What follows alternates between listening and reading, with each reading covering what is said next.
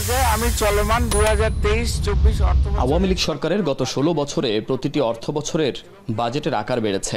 ২০০৯ সালে সরকার গঠনের পর ২০১০-১১ অর্থ বছরের জন্য ১,৩২,১৭০ কোটি টাকার বাজেট সবশেষ চলতি অর্থ বছরে এসে ঠেকে ৭,৯৭,০০০ কোটি টাকায়। বরাবরই এত বড় আকারের বাজেট বাস্তবায়নযোগ্য নয় বলে অর্থনীতিবিদরা বলে আসছেন।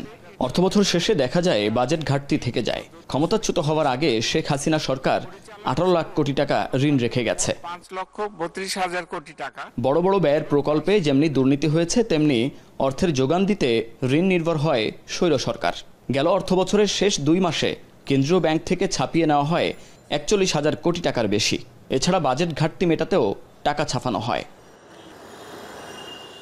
যার মাসুল গুনতে হচ্ছে সাধারণ মানুষকে।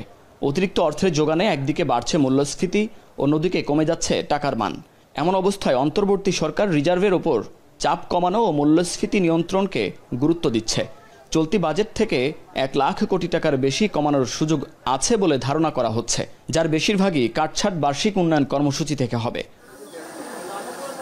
এমন অবস্থায় সোমবার অর্থ উপদেষ্টা আভাস দিলেন, আগামী মাসের মধ্যে বাজেট পুনর্মূল্যায়ন করা হতে পারে। এ সময় বাজেটে সংশোধন আনার প্রক্রিয়া হিসেবে কালো টাকা সাদা করার সুযোগ বন্ধ করার কথা আবারও উল্লেখ করেন তিনি। আমরা অহেতুক অপচয় বা অহেতুক যে সেগুলো আছে সেগুলো আমরা ডেফিনেটলি যুক্তিসঙ্গত করব। আর প্রজেক্টে ডক্টর ওয়াহিদুল মাহমুদ দেখবে যে যেগুলো অল্পবর্ষ কমপ্লিট সেগুলোতে ইস্যু করবে, আর কতগুলো আছে পাইপলাইনে, কারণ ওটার সাথে আবার ইআরডির আমার সম্পর্ক আছে, টাকা পয়সা আনা। তারা যদি বলে আমরা কন্টিনিউ করবো না, তো ডোনারদের বললো না করবো না। এই মাসের মধ্যে কি আপনারা এই এক্সারসাইজটা করবেন?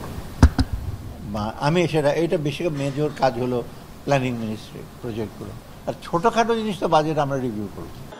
জিডিপির প্রবৃদ্ধির প্রকৃত চিত্র জানার চেষ্টা করা হচ্ছে বলেও জানান অর্থ উপদেষ্টা। খুব শীঘ্রই প্রকাশ করা হবে চলতি বছরের রপ্তানির লক্ষ্যমাত্রাও। জিডিপি ফিগারটা আমি দেখতে কোনো রিফ্লেকশন হয় কিনা, জিডিপির ক্যালকুলেশনটা জিডিপির সাধারণত আমাদের প্রোডাকশন মেথডে করে। এছাড়া বাজার থেকে নাজুক নোট তুলে নেওয়ার কথাও জানান অর্থ উপদেষ্টা।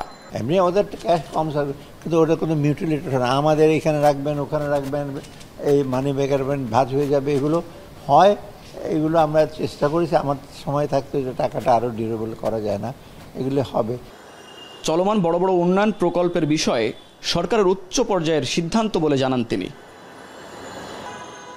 মুন্নাফ রশিদ, এখন, ঢাকা।